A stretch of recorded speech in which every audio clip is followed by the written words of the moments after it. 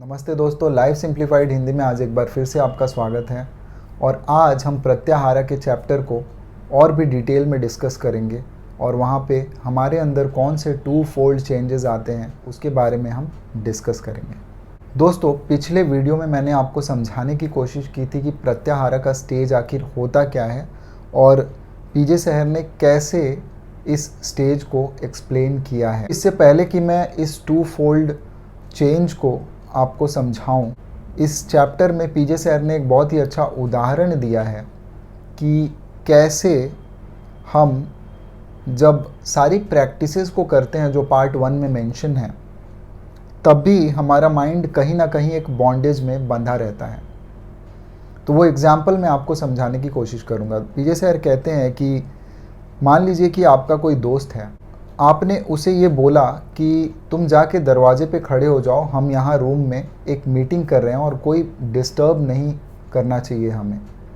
आपके दोस्त ने बोला कि हाँ ठीक है, मैं दरवाजे पे खड़े हो जाता हूँ और मैं किसी को अंदर नहीं जाने दूँगा और कोई भी डिस्टर्ब नहीं करेगा। ठीक इसी प्रकार से हमारा जो माइंड है, हम अपने माइंड को भी ये बोल देते हैं कि कोई भी थॉट जब आए तो उस नेगेटिव इंटेंसिटी वाले थॉट को तुम रोके रखो। और फिर हमारा माइंड इस काम में बिजी हो जाता है और वो नेगेटिव इंटेंसिटी के जितने भी थॉट्स हैं उन थॉट्स को अवॉइड करने लगता है। लेकिन जब हमारा माइंड एक बॉन्डेज से फ्री होने की कोशिश कर रहा है तो वो इस बॉन्डेज में फंस गया कि वो अब थॉट्स को कंट्रोल करने की कोशिश कर रहा है। तो कहीं ना कहीं ये भी एक बॉन्डेज है, पीजे सहर कहते हैं। और इस बॉन्डेज से फ्री होने के लिए हमें अपने माइंड को पूरे तरीके से फ्री करना होगा, नहीं तो हमारा माइंड वो नहीं कर पाएगा जिस चीज़ के लिए वो बना है। हमारा माइंड इवॉल्व नहीं हो पाएगा, वो उसी थॉट्स और उन इम्पल्सेस को और उन इम्पल्सेस के डिकोडिंग को ठीक करने में ही फंसा रह जाएगा। तो दोस्तों, हमें अपने माइंड को उस बॉन्डेज से भी फ्री करना होगा, तभी हम क्रिटिकल सर्टेन स्टेज पे पहुंच पाएंगे। और इसके लिए हमें हमारे फूड, ड्रिंक, स्लीप के साथ 3 स्टेप रिदमिक ब्रीदिंग को हमें पूरे तरीके से सीखना पड़ेगा और हमें उस ब्रेथ की जो रिदम है उसके साथ एक हो जाना पड़ेगा। तभी हम अपने माइंड और बॉडी की जो रिदम है, जो फ्रीक्वेंसी है, उसे हम इस यूनिवर्स की फ्रीक्वेंसी के साथ मैच कर पाएंगे और तभी हम उस बॉन्डेज से फ्री हो पाएंगे। तो आइए अब बात करते हैं उस टू फोल्ड चेंज की जो हमें प्रत्याहारा के स्टेज में महसूस होगी।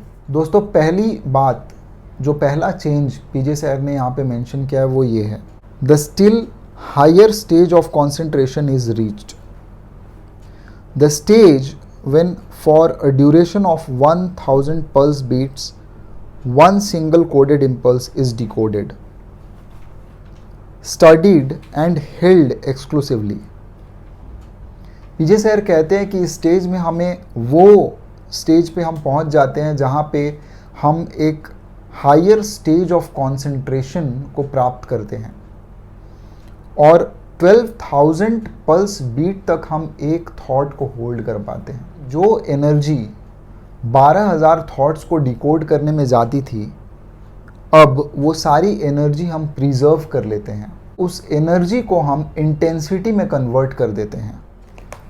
तो दोस्तों, इससे होता क्या है कि हम हाई प्लस इंटेंसिटी को होल्ड कर पाते हैं जब हम उस एनर्जी को कंजर्व करते हैं। इसी से हमारा जो माइंड और बॉडी है इस एनर्जी से सुपर चार्ज हो जाता है। जब ऐसी चार्जिंग होती है हमारे माइंड और बॉडी की उस 1000 प्लस इंटेंसिटी से, तो इससे हम अपने जो सेलुलर मॉलिक्यूलर जो हमारी बॉडी है, जो कि हमारी फिजिकल बॉडी है, उससे हम अपनी मॉलिक्यूलर बॉडी को सेपरेट कर पाते हैं। और जब हम मॉलिक्यूलर बॉडी को अपने सेलुलर बॉडी से सेपरेट कर पाते हैं, तभी हम अपने थॉट्स से और हम अपने इम्पल्सेस के कोडिंग डिकोडिंग से अपने आप को रिलीज़ कर पाते हैं। दोस्तों, ये था पहला पॉइंट। और दूसरा जो चेंज हमारे अंदर आता है वो ये है कि the intensity is high enough to break away from the inherent pull of the flow of life. To reach this stage and be able to separate these bodies and to be able to function in them separately is therefore important, and the only task is this stage of pratyahara. दूसरा change ये है कि हम life के जो inherent पुल है उस पुल से, उस ग्रेविटी से हम छूट जाते हैं और तभी हम इन दोनों बॉडीज़ को अलग अलग सेपरेट कर पाते हैं। प्रत्याहारा स्टेज का मेन काम यही है कि हम अपने मॉलिक्यूलर बॉडी को अपने फिज़िकल बॉडी से सेपरेट करके उसे एक अलग तरीके से देख पाएँ, उस मॉलिक्यूलर बॉडी को हम अलग से परसीव कर पाएँ, क्योंकि वो मॉलिक्यूलर बॉडी हमारे फिज़िकल बॉडी के बॉन्डेज में फिर नहीं रह जाती। और तभी जब हम अपने मॉलिक्यूलर बॉडी को अपने फिज़िकल बॉडी से सेपरेट कर लेते हैं, हमारे सामने मास्टर अपीयर होते हैं और हमें गाइड करते हैं आगे की जर्नी में। और दोस्तों ऐसा तभी हो पाता है जब हम पार्ट 1 की सारी प्रैक्टिसेस को अच्छे तरीके से करते हैं और इस स्टेज पे पहुंचने के काबिल बन पाते हैं। दोस्तों प्रत्याहारा के चैप्टर में इतना ही था। अगले वीडियो में हम डिस्कस करेंगे चैप्टर 2 की। मिलते हैं अगले वीडियो में। नमस्ते।